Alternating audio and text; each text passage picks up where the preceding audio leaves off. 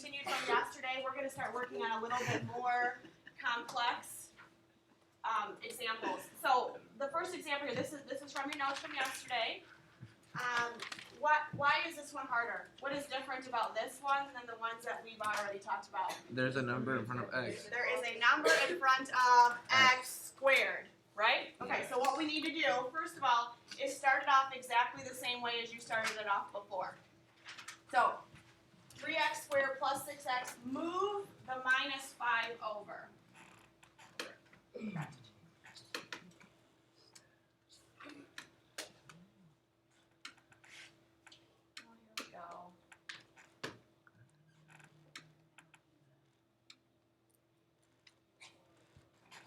You have to move the minus 5 over to the end, just like you did before. Here's the new step, though. We need to get rid of that 3 that is out in front of the x squared. So what we're going to do is factor the 3 out. So now I put the 3 out here. And then in parentheses next to it, notice I left a little bit of extra space here after the 2x. When I factor a 3 out, what I'm really doing is factoring a 3 out of both of the terms. So in other words, I am dividing this 3x squared by 3, and I'm dividing the 6x by 3. So when I divide the 3x squared by 3, it leaves me with just 1x squared. And then when I divide 6x by 3, it leaves me with 2x. Are you with me so far? I have not changed the value of anything. I have just factored a 3 out. So now we are back to x squared plus 2x. That looks the way all of the other problems that we have done look like. We're going to do the same thing we did before. We are still going to take this b value, this 2 right here, and we are going to divide it by 2. What is 2 divided by 2? It is 1. What is 1 squared? 1 squared is 1. So notice I added 1. Now if I add 1, I have to subtract 1. So that's why I have a minus 1 right here. But the problem is this. I'm adding 1 right here, but that 1 is going to be multiplied by 3. So when I subtract 1, I can't just subtract 1. I have to subtract 1 times 3. So this one, because this 3 is out front, I'm actually going to be multiplying this 1 by 3. So when I subtract 1, I have to multiply it by 3 also. And then at the end, I still have my minus 5. So ignore the 3 here, this 3 right here for just a minute. Look at this x squared plus 2x plus 1. X squared plus 2x plus 1 is the same thing as it was just before, is the same thing as x plus 1 quantity squared. Now we need to remember that there is really a 3 that's supposed to be out front. Then you clean up the math here. What is negative 1 times 3 minus 5? Well, negative 1 times 3 is negative 3. Minus 5 is minus 8. So what's the vertex? Just because there's a 3 out front now doesn't change what the vertex is going to be. All that 3 does is make the graph a little bit skinnier than it would be otherwise. So the vertex is the opposite of plus 1, so it's a negative 1, and then of course a minus 8 at the end. The vertex would be negative 1, negative 8. How does it seem? Good. Good. All right, so look at this. 4x squared plus 16x plus 7. I'm sorry, yes. Will there ever be a number in front that doesn't Factor nicely. Yeah. You know what? That's a great question. It certainly could not factor nicely, but I would say for what you're going to do in this class, they will factor nicely. I will make them factor nicely. Okay.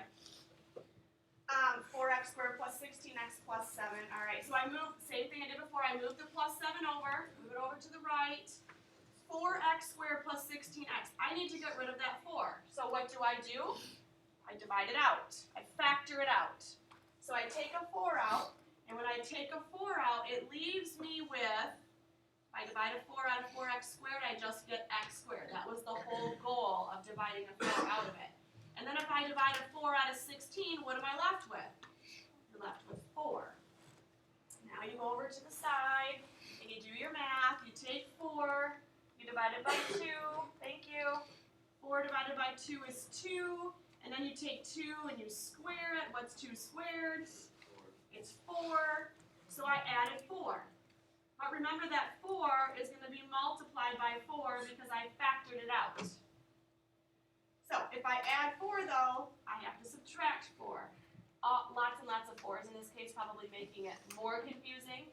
But because I added 4 here, I have to subtract 4 here, but then I need to multiply it by the 4 that I factored out also. And then don't forget your plus 7 at the end. Now you need to clean it up. Bring your 4 down, and then you need your parentheses here. X plus 2, quantity squared, the plus because there's a plus sign here, 2 because half of 4 is 2. When you do the math over here, negative 4 times 4 is negative 16, plus 7 is a minus 9. So the vertex is the opposite of plus 2, which is negative 2.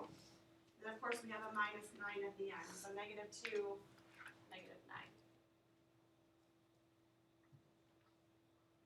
9. You still feeling good about it? Yeah. All right.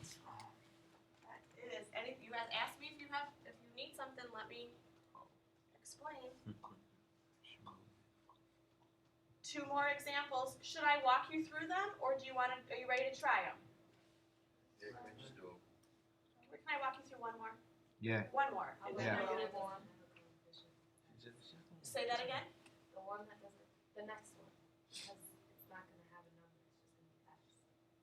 Oh, okay. And then actually, you know what? I was looking at this last one too. There's a negative out front. That would probably be a good one to talk about too. Maybe we're gonna do both. Yeah, let's just do both. Let's just do both. You're right. You know, you guys are such scholars anyway. So suck up all the knowledge that you can. All right. 6x squared plus 6x. Move the minus 5 over. So you move it to the end. 6x squared and 6x. What can you factor out? You can factor out a 6. So I factor a 6 out. So I'm going to divide both of these things by 6. Leaving me, now 6 divided by 6 is that 1x squared. 6 divided by 6 gives me 1x in the middle. We still have a minus 5 at the end. So, we go over to the side. We take that 1 and we divide it by 2. What's 1 divided by 2? 0.5. Take the 0.5, square it. 0.5 squared is 0.25. Now, if you add 0.25, if you add a quarter, you need to subtract it also. So I go plus 0.25 minus 0.25. But the problem is that the 6 or the 0.25 is going to be multiplied by 6. So when I subtract 0.25, I need to multiply that by 6 also. And then don't forget your minus 5. So these 3 terms, x squared plus x plus 0.25, get us x plus half of that 1 in front of the x is 0.5. So it's x plus 0.5 squared. Don't forget your 6 out front. And then you take negative 0.25 times 6 minus 5. That gets you negative 6.5. So the vertex is the opposite of plus 0.5 and then a negative, or comma negative 6.5. Wasn't horrible. The thing that's not nice about this is that you have a decimal, but they're doable as long as you follow the rules. Don't be scared of decimals. Decimals are numbers too, you guys.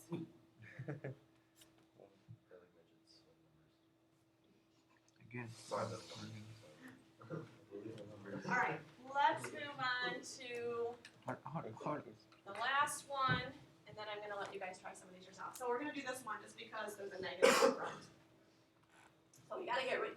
When you divide a number out, you don't want there to be a negative in front of the x squared either. So make sure if there is a negative in front of x squared, that you don't divide. Like in this case, you wouldn't divide out a 3, you would divide out a negative 3. And when you divide out a negative 3, it's going to change the value of the things that you're dividing it out of.